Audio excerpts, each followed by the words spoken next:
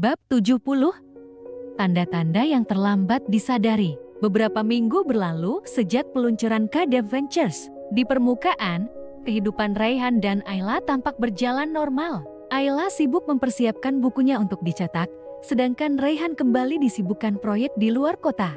Namun, di balik senyuman dan rutinitas itu, ada gelombang kecil yang perlahan mengusik ketenangan mereka. Suatu malam, Ayla pulang lebih larut dari biasanya. Wajahnya lelah, tapi matanya berbinar. Hari ini aku tanda tangan kontrak cetak untuk 3.000 eksemplar pertama, ucapnya sambil tersenyum. Rasanya masih seperti mimpi. Raihan memeluknya. Aku bangga sama kamu. Kamu pantas mendapatkan semua ini. Namun, ada sesuatu yang disembunyikan Ayla. Sore tadi, ia menerima pesan WhatsApp dari nomor tak dikenal. Isinya hanya satu foto Raihan dan Kirana sedang berbincang setelah peluncuran KDF. Foto itu diambil dari kejauhan, seperti diam-diam. Di bawahnya tertulis, "Kamu yakin dia jujur sepenuhnya?" Ayla terpaku. Hatinya bergemuruh, tetapi ia tak langsung menanyakannya. Ia simpan pesan itu, mencoba percaya pada Raihan, meski rasa gelisah mulai mencubit perlahan. Sementara itu, Raihan sedang bersiap menghadiri konferensi infrastruktur nasional di Bandung. Ia diundang sebagai pembicara utama dari sektor swasta. Ia membaca daftar panelis dan hatinya berdesir saat menemukan satu nama familiar, Kirana Aditya. Apa ini kebetulan? Atau dia memang sengaja muncul lagi? Gumamnya. Meski merasa tidak nyaman, Raihan tetap pergi. Ia percaya dirinya cukup kuat untuk tidak terjebak dalam masa lalu. Setibanya di Bandung, suasana konferensi ramai dan profesional. Raihan tampil di hari kedua, menyampaikan materi tentang pengembangan proyek berkelanjutan.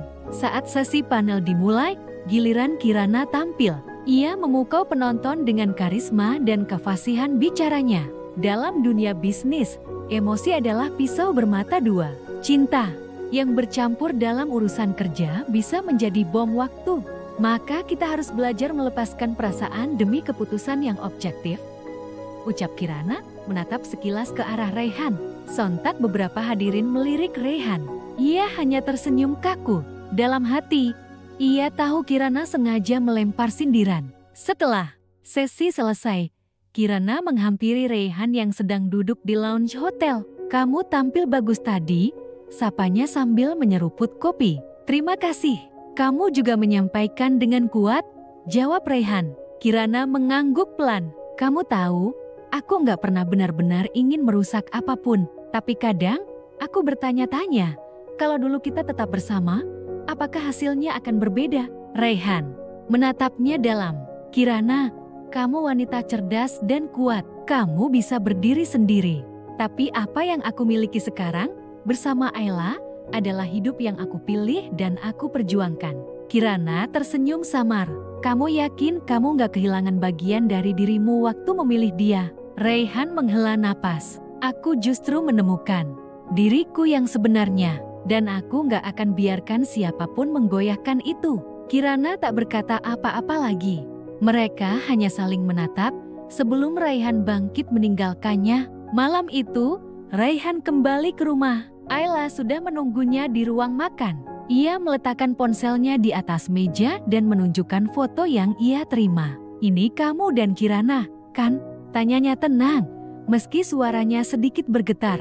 Raihan melihat gambar itu, lalu mengangguk. "Iya, itu di luar venue setelah acara peluncuran. Aku nggak tahu siapa yang motret. Kamu nggak cerita?" ucap Ayla. Nadanya datar. "Aku pikir itu nggak penting. Aku memang bicara sebentar sama Kirana, tapi nggak ada hal yang perlu dikhawatirkan." Ayla menatapnya dalam. "Bukan tentang penting atau enggak, tapi soal kepercayaan. Aku nggak mau tahu dari orang lain soal kamu." Raihan mendekat, menggenggam tangan Ayla. "Maaf, aku salah. Aku janji, mulai sekarang semua hal sekecil apapun akan aku ceritakan." Ayla mengangguk, tapi pikirannya belum sepenuhnya tenang. Ada luka kecil yang tumbuh pelan-pelan. Ia ingin percaya, tapi hatinya masih belum pulih dari segala ketakpastian. Hari-hari berikutnya berjalan tenang, meski dalam diam ada jeda di antara mereka. Ayla menyibukkan diri menyiapkan peluncuran bukunya. Ia juga menulis blog kembali. Dalam salah satu tulisannya, ia mencurahkan isi hatinya. Cinta bukan hanya tentang kebahagiaan, tapi juga tentang keberanian untuk tetap terbuka meski takut disakiti. Kejujuran yang paling murni adalah saat kita bercerita sebelum ditanya. Ia tekan tombol publish, lalu memandangi Raihan yang tertidur di sofa. Ia mengelus rambut suaminya dan berbisik pelan, semoga kita tidak menjadi korban dari ketidakterbukaan. Yang kecil, di luar rumah mereka, Kirana terus aktif di dunia bisnis. Ia menjadi sorotan media dan perlahan mulai menjalin hubungan dengan tokoh-tokoh penting. Ayla diam-diam mengikuti perkembangannya, bukan karena cemburu, tapi karena ingin tahu siapa sebenarnya wanita yang pernah begitu dekat dengan suaminya. Ayla pun menyadari bahwa Kirana bukan sekadar mantan kekasih. Ia adalah simbol dari luka lama Raihan, luka yang belum sepenuhnya sembuh. Suatu malam, Raihan bangun lebih awal dari biasanya. Ia melihat Ayla duduk sendirian di balkon, memandangi bintang-bintang. "Kamu belum tidur?" Ayla tersenyum. "Nggak, bisa tidur. Banyak yang dipikirin." "Cerita dong," ajak Raihan sambil duduk di sebelahnya. Ayla ragu, lalu berkata, "Aku takut, Ray. Takut suatu hari kamu tergoda kembali. Bukan karena kamu nggak cinta aku, tapi karena kamu lelah, atau kecewa, atau bosan."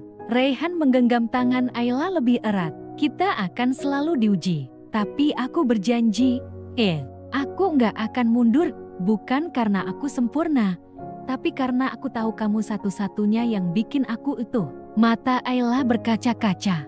Mereka berpelukan lama di bawah langit malam, membiarkan bintang menjadi saksi dari cinta yang terus diperjuangkan.